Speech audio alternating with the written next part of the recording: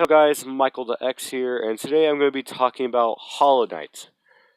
This is specifically the game itself, and as you can see, I'm using Nintendo's footage for 2019's E3, I believe, for Silk Song, which I am very hyped for the game. The next episode, aside from maybe one other one, will be on what I'm excited about Silk Song and the mistakes it could possibly do. So let's go ahead and start with the game. So in terms of lore, I really do like Hollow Knight. And I know some people are like, why not talk about the gameplay first? But I usually talk about lore first whenever I review a game. And this one I kind of had to because the lore is pretty massive. And even though it's massive, some parts of it really make sense. Like, most of the Grib lore makes sense. Most of, Hollow Knight's lore actually kind of does make sense. The only part that is confusing is on who is the victim. In terms of, is the Radiance the victim? Like, all the bugs in Hollow Knight are victims. But we consider the Radiance a victim as well. That part, that's up to the person. That's what I like about Hollow Knight. Because that part, it actually made me consider, but still. Either way, yeah, the lore for the game is incredibly good. And it also makes you question things, which is what a game about lore, with a lot of lore, should do. Then, let's go ahead and talk about the next thing about this gameplay. I really like the gameplay. Whenever it's a mixture between platforming and the fighting, I really like it. But whenever it's just pure fighting or pure platforming, that's when I have an issue with it. Because the White Palace is my least favorite area in the game because of that. Godholm, I actually did like. It's just that there's some bosses in there that are just straight up bullshit and don't make any sense. Like Pure Vessel, it's hard, but it feels fair to an extent. Absolute Radiance doesn't feel fair for certain parts of it. And that one I would not relent on. Anyways, let's go ahead. Which I'll also quickly talk about Godholm after I'm done with the gameplay. I really do like the charms and how they do actually change the knight and his moveset. But the one thing I don't like about the charms is that the knight overall doesn't have that much of a varied moveset whenever you put on a charm. The ones that give you a different charm ability is the Flukeness charm, the hold, the Boulder Shell, which gives you protection when you're using focus, the this is hard for me to remember exactly which ones to actually impact the knight in good ways that gives a brand new ability or just is a really good impact. Oh yeah, the long nail slash mark of pride.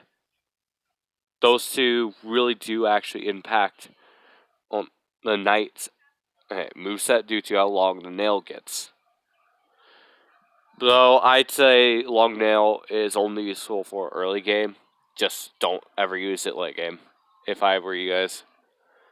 Anyways. And I also do like a lot of the charms that have Hollow Knight. It's overall a pretty fun setup. And any setup is viable up until Godholm. Where the only setup that is viable is either a soul setup or a nail setup. Which I use the nail setups as I really like the nail combat. It's my favorite. And I'll be completely honest about that. Also, yeah, I just feel like Hollow Knight is just one of the best experiences I've had. It's my third favorite game of all time. The only games that it's beat by are number 2 being Super Mario RPG. I really like that game. And then the game that also beats it is Super Mario Galaxy. So once,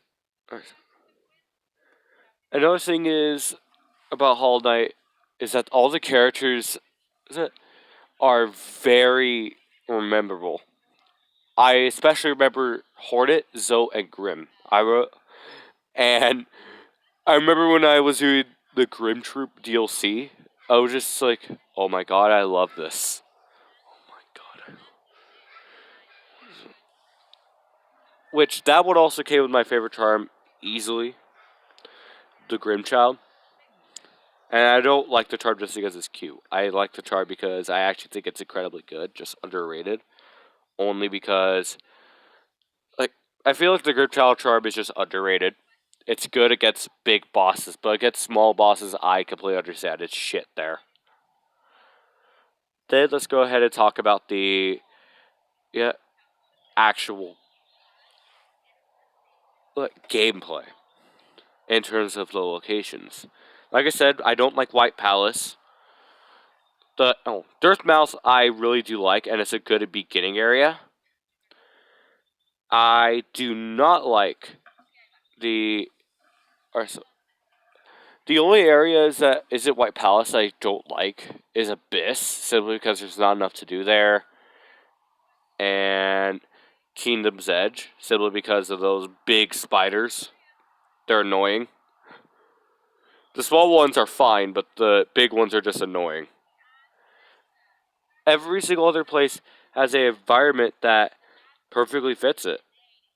I really like it.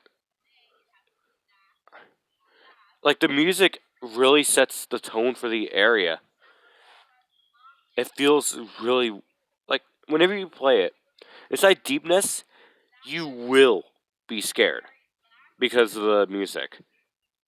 You'll either be scared or you have chills, but for me, I was personally scared. The place is actually very terrifying if you really think about it. Especially if you don't like spiders. Because, yes, those are spiders. Then let's go ahead and talk about the. Yeah.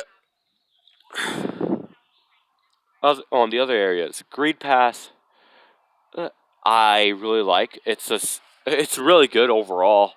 Then you could go to, from Greed Pass, Fog Canyon or Queen, Queen's Garden. Um, well, I'll quickly talk about Fog Canyon since I can remember that one. Fog Canyon, even though it's annoying, I still feel like it's a good area. It's just I don't like it how, what, you cannot get to the other side easy. Since you're looking at half of it and you can't even get the map for the area.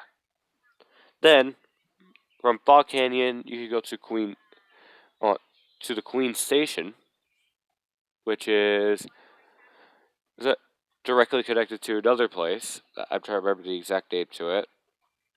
I can't remember the exact name to that place.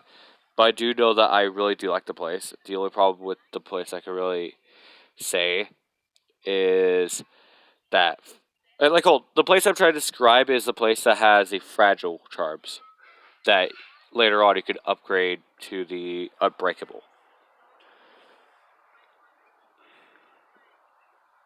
And yeah, that place I do like. The only problem I have is that, for one, while you're going down from the, well, if you came from the Fog Canyon, you cannot get half. You cannot get over half of it. But if you came from uh, downward, or not downward, if you came from Dirtmouth, you can get the other half plus the Queen Station, which, yeah, I actually do like. Then let's go ahead and talk about the rest of the areas, since I'm going to be lumping them all together. Overall, again, the music is incredibly good. With it, that actually fits the areas perfectly. The only one problem I really have is well, enemy placements for certain areas. But even then, that's a minor nitpick. So yeah, environments are great. The characters are memorable and pretty good in terms of how they're written, and the the lore is pretty good, and the gameplay is pretty solid. Now let's go ahead and get into the few things I dislike about Hollow Knight. Like I said earlier, the pure platforming or pure fighting areas. Those areas are kind of boring to me. I'll be completely honest here. I kind of wish that those areas weren't there or as often because sure, there's only 2 areas for pure fighting and and 2 or 3 areas for pure platforming, but still, and sure, the fighting in this game is incredibly good, but the platforming also supports it. The only like some people say, okay, the Godholm has some bosses where you can platform, but those platforms aren't really that well good.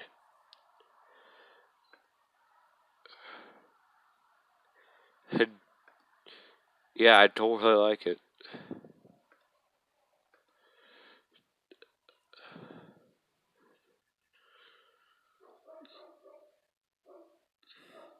Then let's go ahead and talk about my second favorite. Well, the second thing I don't like about it,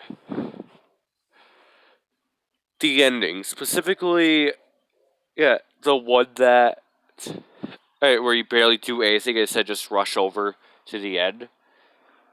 Like it makes perfect sense. I'm not mad about that. Also, I don't like the sealed ending. Well, sealed siblings endings. Those are the only 2 endings I don't like. The God Home endings and the True ending, I really do like. It's just that the reason why I don't like these two are because they're the exact same ending, except Hornet's there. And the seal has Hornet on it. So yeah, that's all I don't like about it. If they were slightly different, aside from Hornet being there for sealed siblings, then I would have really liked it. But nope.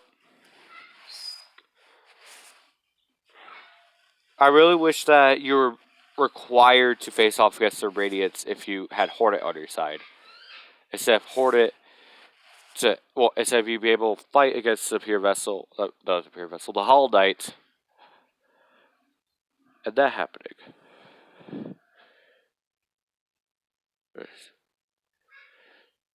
And yeah, that's all we have to say.